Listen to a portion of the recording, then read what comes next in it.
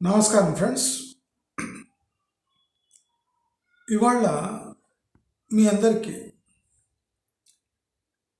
ఇన్వెస్ట్మెంట్స్లో చాలామంది ఫెయిల్ ఎందుకు అవుతారు, నేటి సమాజంలో ఓపికకు ఇన్వెస్ట్మెంట్కి దగ్గరి సంబంధాలు ఉన్నాయి. ఓపిక ఎంత నశిస్తుందో తప్పులన్నీ జరుగుతాయి. చాలామంది ఆపర్చునిటీ పోతే మళ్ళీ రాదు అనే విషయాన్ని బాగా సమాజంలో తీసుకువెళ్తూ ఉంటారు.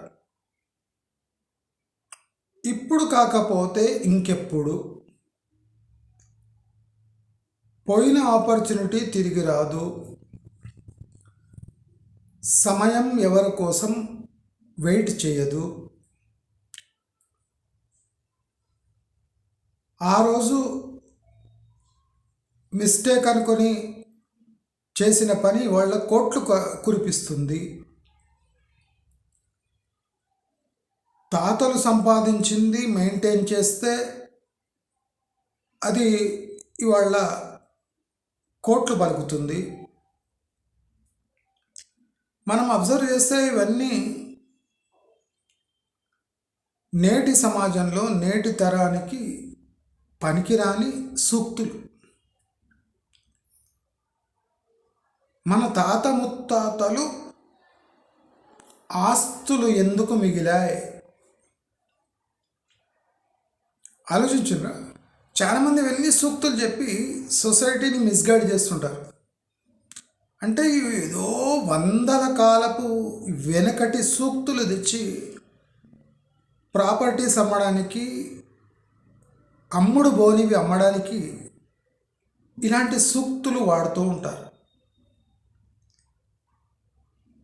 తాతల కాలపు ఆస్తులు ఎందుకు మిగిలాయి? ఎందుకు మిగిలాయి? మీ తాతలకు అవసరాలు అప్పుడు ఉండేవి కావా? లేదా వాళ్ళంతా కుబేరులా? చాలామంది తాతలు ఒక 2 ఎకరాలు మిగిల్చగలిగారు అంటే వాళ్ళు బాగా కలిగి ఉన్నవారా? అవి ఎట్లా మిగిలాయి అంటే ఓపిక, సహనము, ఆశలు ఎక్కువ లేకపోవటం వల్ల.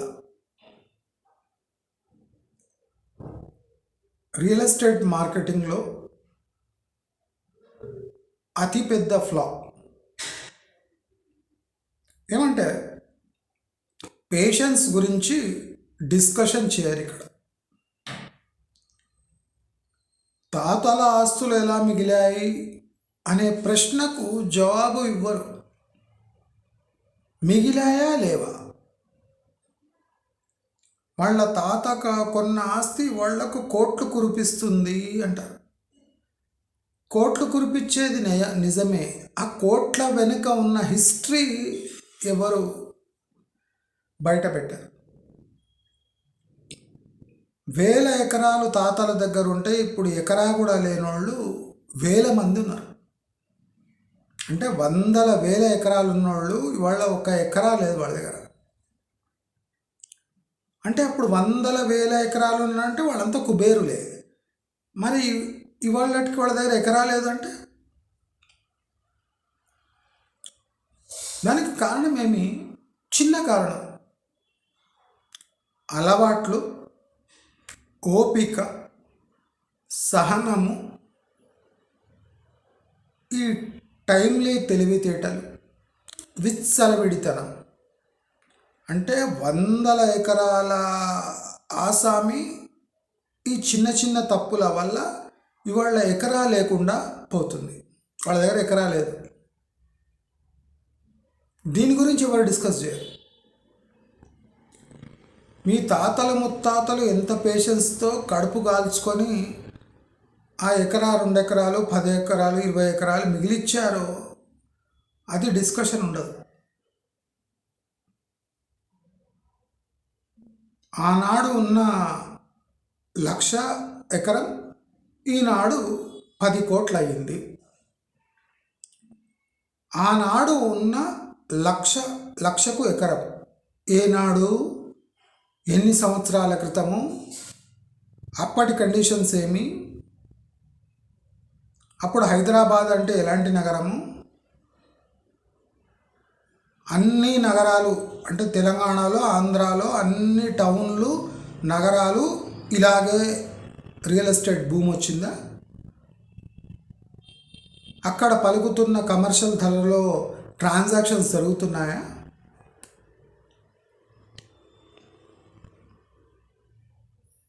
ఇప్పుడు మహేశ్వరం ఏరియాలో 50 ఏళ్ల క్రితం ఉన్న రైతులు మొన్న అమ్ముకున్న రైతులు వాళ్ళంతా ఒకటేనా?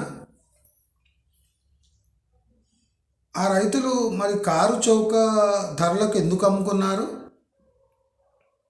తిండి ఎక్కువైందా వాళ్ళకు?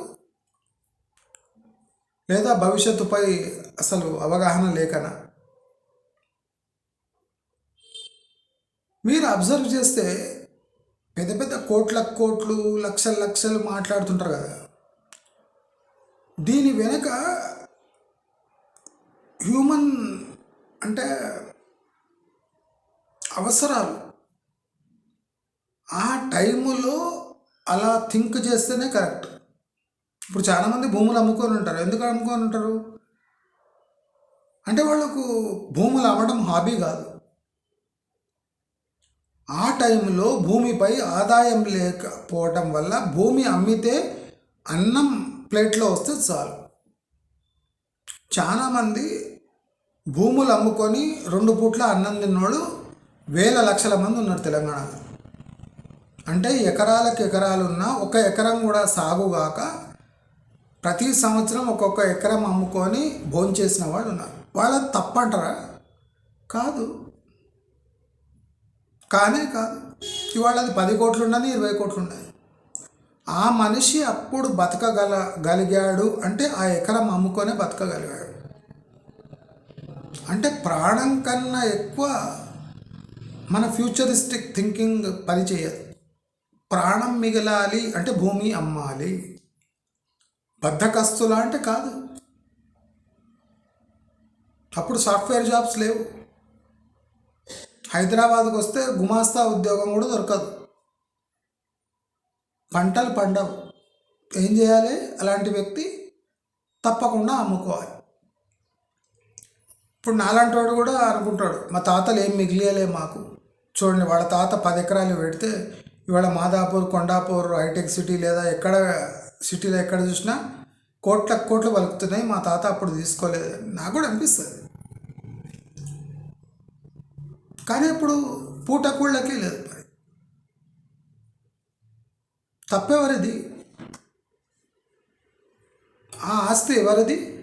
తాతది. మరి తాతకు స్వేచ్ఛ ఉండాలి కదా. మనం ఏమనుకుంటాం? మన తాత మన కోసం కూడబెట్టాలి అనుకుంటాం. కరెక్టే. కానీ ఆయన బతకడం ఎలా? ఆయన విధంగా బతకాలా వద్దా? బతికాడు, అమ్ముకున్నాడు. మనము చాలామంది ఆస్తులు పిల్లలకు మిగిలిస్తే పిల్లవాడికి రాగానే వాడు తాగి తందనాలాడి రేసాడి జూదమాడి మొత్తం పోగొట్టుకుంటాడు. మరి ఎవరి కోసం మిగిలించాలి? మనం మిగిలిచ్చిన ఆస్తి అది అలాగే కొనసాగుతుంది అనే మన గ్యారంటీ ఉందా? లేదు కదా. హైదరాబాదులో అప్పుడు కొన్నోళ్ళు ఇప్పుడు కుబేరులు.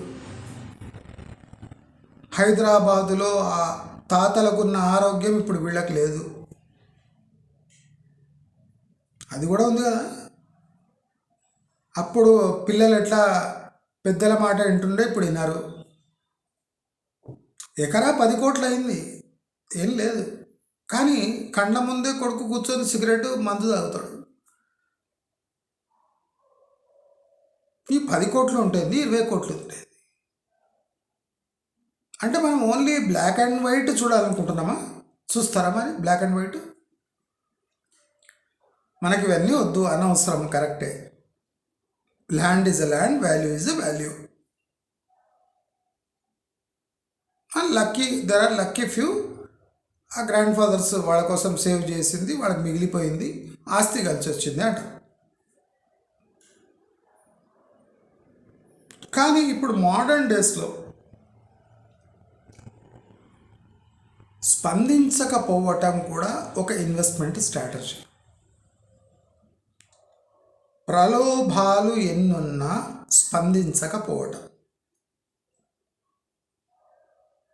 ఆపర్చునిటీ మిస్ అయినా స్పందించకపోవటం. చాలామంది మీకు ఈ స్ట్రాటజీ చెప్పారు.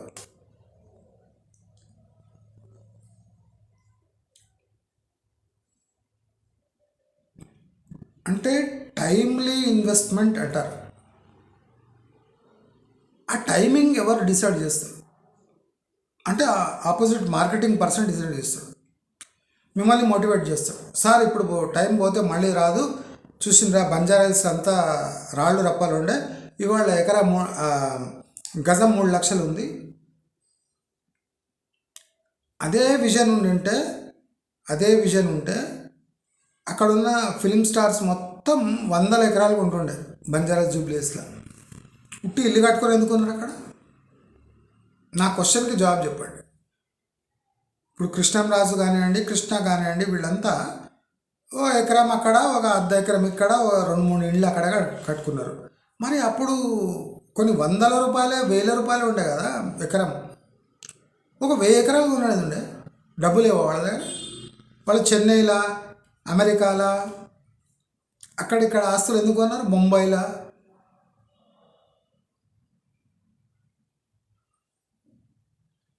కారు చౌకగా జూబ్లీ హిల్స్ ఉంటాయి, బెంగళూరులో ఎందుకు పెట్టిండ్రు పెట్టుబడులు? ఎందుకు తిరుపతిలో పెట్టిండ్రు? తెలియదు వాళ్ళకు. మనం ఇప్పుడు సూపర్ స్టార్స్ వాళ్ళవి ఒక ఎకరా, అర్ధ ఎకరా చూసి హైటెక్ సిటీ నడిబొడ్డున వానికి ఎకరా ఉంది అని. యాక్చువల్ చూస్తే ఆయనకు ఒక 50-100 ఎకరాలు ఉండాలి. పక్కకే ఉన్నారు కదా, కొండాపూర్ అవన్నీ పక్కకే కదా, డెవలప్మెంట్ చూస్తున్నారు కదా. మరి అప్పుడు ఎందుకు కొనలేదు? ఇప్పుడు అంతా పెద్ద పెద్ద మాటలు మాట్లాడతారు. కానీ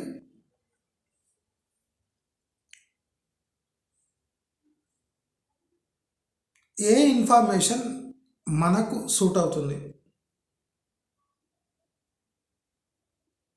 ఏ ఎగ్జాంపుల్ మనము అడాప్ట్ చేసుకోవాలి.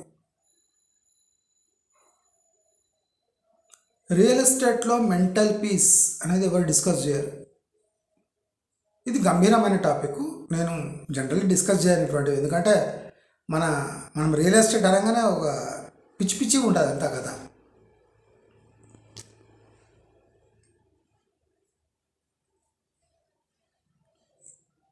మన అవసరాలను ఎవరు డిసైడ్ చేస్తున్నారు? మన ఆపర్చునిటీస్ని ఎవరు డిసైడ్ చేస్తున్నారు? నాకు అనిపించాలి ఇది ఆపర్చునిటీ.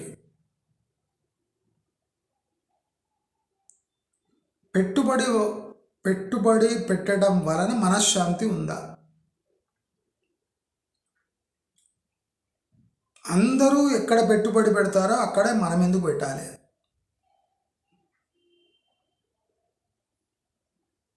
కరెక్టా? అందరు ఎక్కడ పెడుతుండ్రో మనం కూడా అక్కడే పెడితే, అందరికీ తెలిసిన విద్య మనము అభ్యసిస్తే రేపు కాంపిటీషన్ ఎక్కువైపోయి సేల్స్ పడిపోతాయి. ఇప్పుడు మన ఛానల్లో డిస్కస్ చేసిన Musi projects, 4th city, express way, ఇవన్నీ అడ్వాన్స్గా మనం డిస్కస్ చేస్తున్నాం. అంటే అతి కఠోరమైన వర్డ్స్ యూజ్ చేసి. మీరు స్లోగా చూడండి, అన్ని ఛానల్స్ మనం మాట్లాడిన విషయాలే మాట్లాడుతున్నాయి.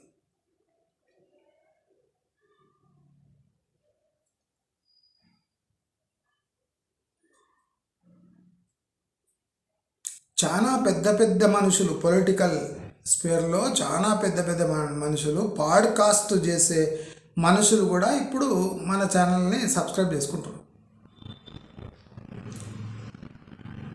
పెద్ద పెద్ద మనుషులు, పాడ్కాస్ట్లు చేసే మనుషులు, లక్షల వ్యూస్ వచ్చే జనాలు కూడా మన ఛానల్ని సబ్స్క్రైబ్ చేసుకొని మనం చెప్పే కంటెంట్ని వాళ్ళ పాడ్కాస్ట్లో పెట్టి ఎంజాయ్ చేస్తున్నారు. నాకేం కుళ్ళు లేదు. ఒక్కసారి మనం పబ్లిక్లో వచ్చినామంటే అది పబ్లిక్. మన దగ్గర బోలెడైన ఐడియాస్ ఉన్నాయి, బోలెడైన స్ట్రాటజీస్ ఉన్నాయి.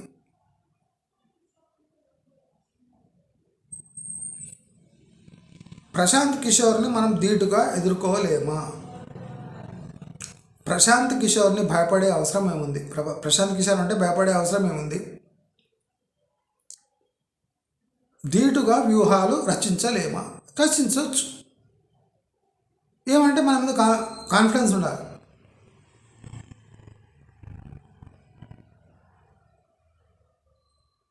ప్రశాంత్ కిషోర్ మళ్ళీ సౌత్కు రాకుండా చేయొచ్చు.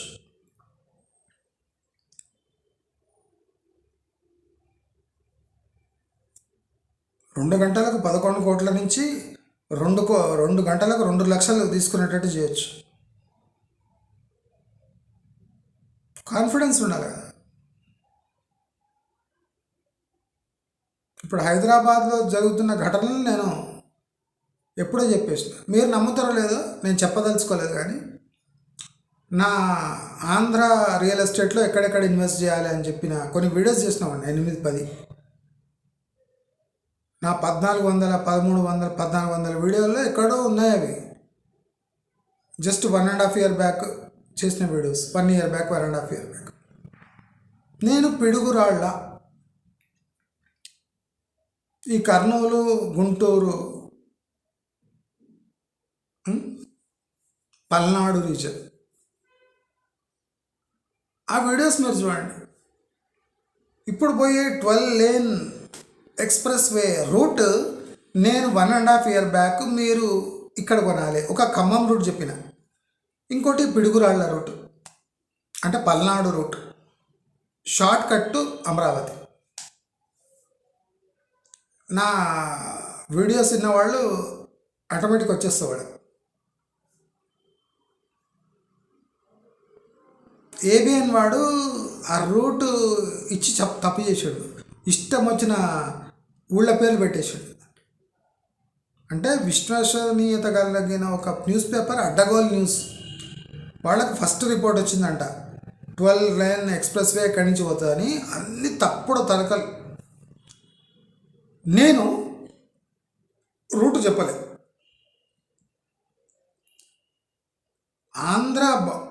తెలంగాణ నుంచి ఆంధ్ర బార్డర్ ఎంటర్ కాగానే ఎక్కడెక్కడ డెవలప్మెంట్ అవుతుందని అమరావతి వరకు నేను చెప్పిన. నా దగ్గర 4-5 వీడియోలు ఉన్నాయి. నాకు ఇప్పుడు ఎతికే ఓపిక లేదు, కానీ ఇన్న వాళ్ళకి తెలుస్తుంది. ఆ వీడియోస్ చూసిన వాళ్ళు ఇమీడియట్లీ అగ్రీ అవుతారు. పిడుగురాళ్ళ, పల్నాడు రీజన్ చాలా important. Faction region Palnadu region, కానీ the most important entry point to Andhra Pradesh. ఫ్యూచర్లో డెవలప్ అయ్యేది ఇదే. నేను పోర్టు గురించి మాట్లాడలేదు. మచిలీపట్నం పోర్టుకు రోడ్ వేస్తారని నేను ఊహకు అందలేదు. కానీ పల్నాడు గురించి నేను ఎంట్రీ పాయింట్ చెప్పిన. ఇప్పుడు అక్కడి నుంచే పోతుంది సీదా అమరావతికి షార్టెస్ట్ రూట్ త్రూ అంటే హైదరాబాద్ నుంచి చెప్పిన. రేపు డెవలప్ కాగల ఏరియాస్ ఇవే అని చెప్పిన. 1.5 year బ్యాక్ చెప్పిన. ఒకటి కాదు, 2 కాదు, 4-5 వీడియోలో చెప్పినాను. ఖమ్మం ఒక ట్రాన్సిట్ హబ్ అవుతుందని చెప్పిన.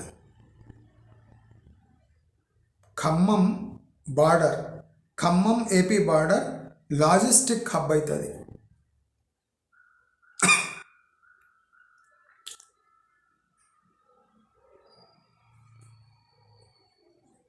జవహర్లాల్ నెహ్రూ పోర్టు, వైజాగ్ పోర్టు ఇప్పుడు డైరెక్ట్ కనెక్ట్ అవుతాయి. మచిలీపట్నం పోర్టు అంత పెద్ద ఇంపార్టెంట్ పోర్టు కాదు. నేను కొన్ని సంవత్సరంన్నర క్రితం చెప్పేసిన. అంటే నాకు ఈ 12 lane ఎక్స్ప్రెస్ వే అవుతుందని నాకు తెలియదు, అది నిజం. కానీ ఈ ఏరియా యొక్క ఇంపార్టెన్స్ తెలుసు. ఇప్పుడు నేను డబ్బా కొట్టుకోను, నేను అట్లా చేసిన అని నా పొద్దున అనిపించింది. నాకు ఎన్నో రోజుల నుంచి అనిపిస్తుంది, ఈ 4 లైన్ ఎక్స్ప్రెస్ వే రోడ్డు తెలవంగానే డబ్బా కొట్టుకుందాం అనిపించుకుంది, కానీ ఎందుకో నాకు మనసు ఒప్పదు. నేను ఎట్లా చేసిన ప్రజలకు తెలుస్తుంది కదా. నా వీడియోస్ చూసిన వాళ్ళకి గ్యారంటీ అబ్జర్వ్ చేసి ఉంటారు. నేను ఏ రూట్ సజెస్ట్ చేసినా, ఖమ్మం బార్డర్ని నేను ఏమన్నా,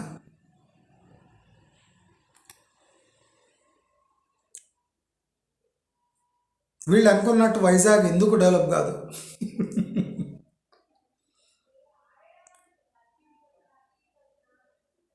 నేను చాలా డీప్గా కాన్సన్ట్రేట్ చేస్తాను. ఇప్పుడు పాలిటిక్స్ కూడా నాకు అనిపిస్తుంది, ఇక్కడ పాలిటిక్స్ చేసే వాళ్ళకు అసలు బేసిక్ వాళ్ళ కాన్స్టిట్యుయెన్సీలో ఎట్లా వర్క్ చేయాలనేది తెలియదు.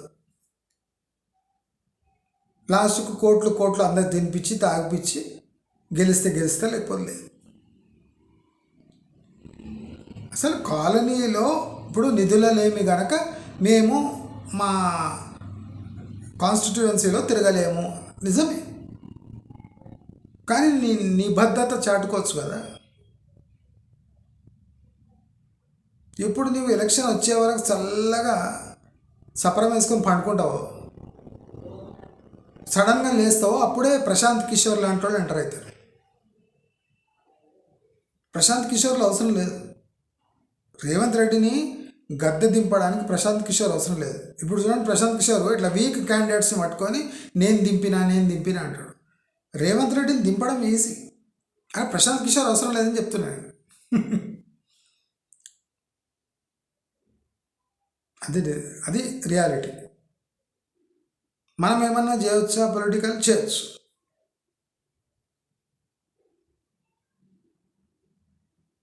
డేటా లేకుండా చేయొచ్చు, జస్ట్ పాలిటిక్స్తో చేయొచ్చు. ప్రశాంత్ కిషోర్ వీళ్ళంతా డేటా యూజ్ చేసి చేస్తారు కదా. డేటా అవసరం లేదు, జస్ట్ పొలిటికల్ రైట్ పాయింట్స్ని టచ్ చేస్తే ఒక ఇండివిజువల్ ఎమ్మెల్యే గెలవచ్చు. బుర్రలు లేవు, కోట్లు ఉన్నాయి, బలగాలు ఉన్నాయి, జనాలు ఉన్నారు, జెండా పట్టుకొని బైక్ల మీద తిరిగేటోళ్ళు ఉన్నారు, కానీ ఒకరికి బుర్ర లేదు. ఆ రాజకీయ వ్యూహం రచించవచ్చు. ప్రశాంత్ కిషోర్కి అర్థం కాని అంత వ్యూహం రచించవచ్చు. అంత దమ్ము ధైర్యం అనుకుని ఉందా? ఏం లేదు. బిచ్చపడలే వాడి ముందర చిప్ప పట్టుకొని నిలబడే అలవాటైపోయింది. కేసీఆర్ అపరచాణుక్యుడట. మరి ఇప్పుడు అపరచాణుకుడు పోయి ప్రశాంత్ కిషోర్ కాళ్ళు ఎందుకు పట్టుకోవాలి? అపరచాణుక్యుడు పోయి ఈ విపరచాణుక్యుడి కాళ్ళు ఎందుకు పట్టుకోవాలి? ఆ బీహారీ గానికి తెలంగాణలో ఏమవుతుంది మనకన్నా ఎక్కువ అవగాహన ఉందా? లేదు. కానీ మనకు కాళ్ళు పట్టుకునే అలవాటు దొరగారికి కూడా ఉంది. రాహుల్ గాంధీకి ఉంది, మోదీకి ఉంది, వీళ్ళకు ఉంది.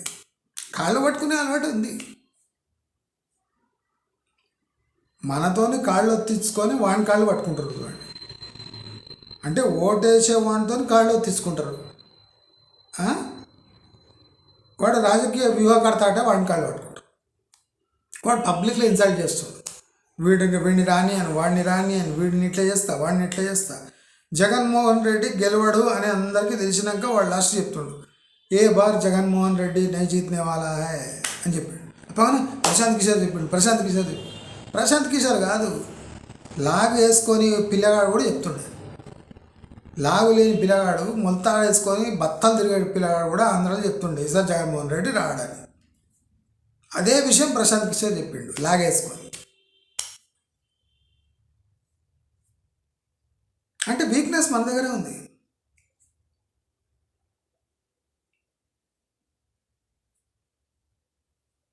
పండగ రాగానే అందరూ తమ ఊళ్ళకు పోయి రావడం, పండగ రాగానే పోవాలని ఏం లేదు, ఖర్చులతో కూడుకున్న పని. ఎందుకు పోతున్న కార్లు వేసుకొని అన్నీ వేసుకొని ఎంజాయ్ చేయడానికట. మీకు అంతే ఎంజాయ్మెంట్ అంటే మన ఊళ్ళన్నీ ఇడిచేందుకు వచ్చిండ్రు అంటే ఎంప్లాయ్మెంట్ కోసం అంట. ఎంతమంది ఊళ్ళు విడిచిపెట్టి వచ్చి ఇక్కడ ఎంప్లాయ్మెంట్ పొందుతున్నారు, పని చేస్తున్నారు, ఆ డేటా కూడా తీయండి. సగం మంది జులైగా తిరుగుతున్నారు. ఊరు నుంచి డబ్బులు తీసుకొని వచ్చి సిటీలో ఎంజాయ్ చేస్తుండ్రు తప్ప సిటీని ఉద్ధరించే ఏ పని చేస్తలేరు. ఇప్పుడు ఇవాళ జరిగిన bus rate hike, ticket hike ఎవడైనా స్పందిస్తుండే? 4 నెలలలో ఒక బస్ పాస్ రేట్ ఇంక్రీజ్ చేసి, metro liner fares 5 rupees increase చేసి, ఇప్పుడు డైరెక్ట్గా ఏపీఎస్ఆర్టీసీ ఆర్డినరీ కూడా ఇంక్రీజ్ చేసి సిటీలో. మళ్ళీ సిటీ వాళ్ళు ఏం పాపం చేసినామని ఎవడు అడుగుతలేడు. అంటే రాజకీయ విచ్చలవిడితనానికి మనమే కారకులం కాదా?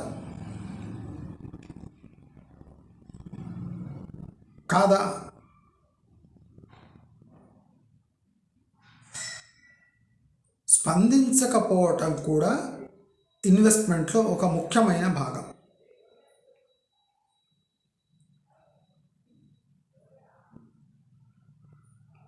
ప్రలోభాలు, ఆపర్చునిటీస్ మనం చూడగలగాలి, వాడెవడో చూసి మనకు చెప్పడం కాదు. What is an opportunity to invest? Opportunity ఒకరు చూపిస్తున్నారు, ఇన్వెస్ట్ ఎవరు చేస్తారు? మనం చేస్తాం. ఆపర్చునిటీ వాడు చూపిస్తే ఇన్వెస్ట్ మనం చేస్తాం. దాన్ని అడ్వైజ్ అంటాం మనం. అలాంటి అడ్వైజ్ తీసుకొని లక్షల మంది ప్లాట్లు కొనుక్కొని ఇప్పుడు అమ్ముకోలేక చేస్తున్నారు, ఇంత బూమ్ టైంలో కూడా.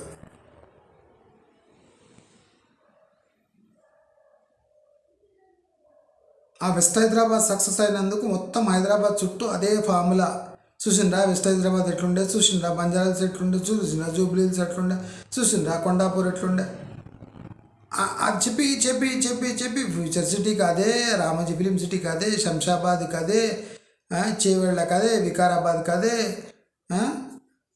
మారేడుపల్లికి అదే, అన్నిటికీ అదే ఫార్ములా. కొనాకు యాదాద్రికి కూడా అదే ఫార్ములా అంటించేసి చాలామందికి అంటించేసారు. నేను అప్పుడు మొత్తుకొని వద్దురా నాయన, విన్నారా?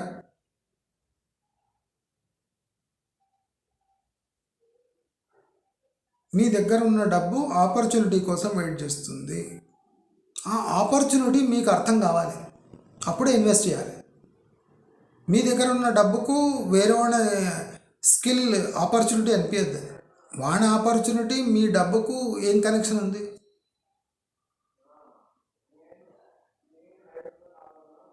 దయచేసి అందరూ ఈ విషయం చాలా పీస్ఫుల్ మైండ్తో ఆలోచించండి. ఆపర్చునిటీ పోయినా వందలాది ఆపర్చునిటీస్ ఉంటాయి. టైం పోతుంటే చేసే పనులు చాలా ఉన్నాయి, డబ్బు ఉంటే చేసే పనులు చాలా ఉన్నాయి. ఇన్వెస్ట్మెంట్ ఒకటే లైఫ్లో ప్రతిదానికి సొల్యూషన్ కాదు.